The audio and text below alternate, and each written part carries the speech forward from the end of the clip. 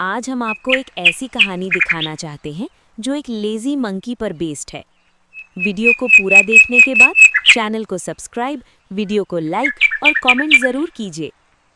बहुत समय पहले पहाड़ों और नदियों के बीच बसा हुआ एक बहुत बड़ा और खूबसूरत जंगल था।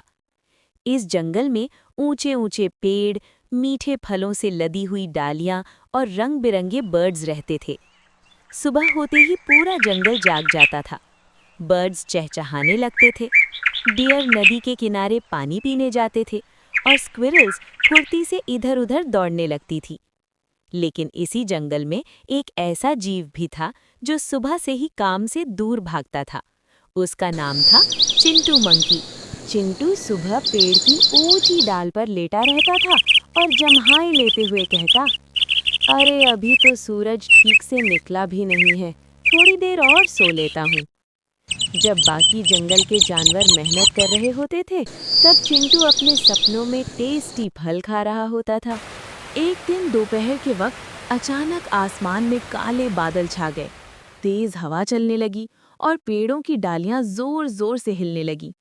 ये संकेत अच्छा नहीं है, भारी बारिश आने वाली है। सारे जानवर घबरा गए। वो जल्दी जल्दी अपने घरों में फल और लकड़ियां जमा करने लगे। चिंटू, अब मजाक नहीं, जल्दी फल इकट्ठा करो। तब चिंटू हंसकर बोला, अरे डर क्यों रहे हो, बारिश आएगी तो नहा लेंगे। शाम होते होते जोरदार बारिश शुरू हो गई। बिजली चमकने लगी और पूरा जंगल अंधेरे में डूब गया। सारे जानवर अपने अपने घरों में बिल्कुल सेफ थे। उनके पास खाने का पूरा इंतजाम था। लेकिन चिंटू, वो एक खाली पेड़ के नीचे बैठा कांप रहा था। उसके पास न खाना था न कोई गर्म जगह। रात गहरी होती गई। चिंटू का पेट जोर जोर से बजने लगा। चिंटू रोते हुए, आज समझ आया आलसी कितना बुरा होता है।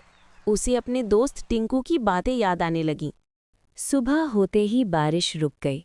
टिंकू और बाकी जंगल के जानवर चिंटू को ढूंढते हुए वहां आ गए। चिंटू को कमज़ोर हाल में देखकर सबकी आंखें भर आईं। टिंकू ने उसे फल दिए और बोला, दोस्त, गलती इंसान से ही होती है, लेकिन उससे सीख लेना बहुत ज़रूरी होता है। चिंटू ने सबके सामने वादा किया, आज से मैं आलस छोड़ दूंगा, मैं भी मेहनत करूंगा। अगले कई दिनों तक चिंटू ने सच में मेहनत करना शुरू कर दिया। धीरे धीरे वो पूरी तरह बदल गया।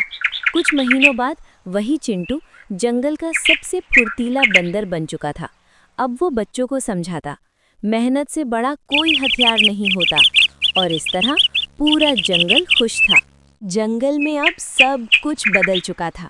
जहाँ पहले चिंटू सबसे आलसी माना जाता था, अब वही सबका प्रेरणा स्रोत बन गया था। लेकिन कहानी यहीं खत्म नहीं होती। एक दिन जंगल में खबर फैली कि पास की पहाड़ी से एक नया तूफान आने वाला है। बूढ़े तोते ने सबको चेतावनी दी, इस बार तूफान पहले से भी ज्यादा तेज होगा। जो तैयार रहेगा वही सुरक्षित रहेगा। सारे जानवर तुरंत तैयारी में लग गए। लेकिन इस बार कुछ अलग था। सबकी नजरें थीं चिंटू पर।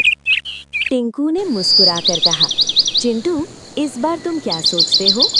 चिंटू ने आत्मविश्वास से जवाब दिया, इस बार हम पहले से तैयारी करेंगे, मैं खुद सबकी मदद करूंगा। और सच में चिंटू सबसे पहले पेड़ों पर चढ़ा, मीठे फल तोड़े और छोटे जानवरों की मदद की। कुछ ही दिनों बाद तूफान आ गया। हवा इतनी तेज थी कि पेड़ झुकने लगे। लेकिन इस बार जंगल डरा हुआ नहीं था, क्योंकि सब ने मिलकर तैयारी की थी। चिंटू छोटे खरगोशों को सुरक्षित जगह पर ले गया। उसने बुजुर्ग कछुए के लिए लकड़ियां जमा की। सब जानवर एक दूसरे की मदद कर रहे थे। जब तूफान शांत हुआ, जंगल सुरक्षित था। हाथी ने गर्व से कहा, अगर चिंटू पहले जैसा होता तो शायद आज हालात अलग होते। टिंकू मुस्कुराया, हर किसी को दूसरा मौका मिलना चाहिए। चिंटू की आंखों में चमक थी। अब वो सिर्फ मेहनती नहीं था, बल्कि जिम्मेदार भी बन चुका था। उस दिन चिंटू ने बच्चों को इकट्ठा करके कहा, दोस्तों, गलती करना बुरा नहीं है, लेकिन गलती से सीखना लेना बुरा है। आलस हमें पीछे ले जाता है और मेहनत हमें आगे बढ़ाती है। सारा जंगल तालियों से गूंज उठा और इस तरह आलसी बंदर चिंटू की कहानी एक मिसाल बन गई।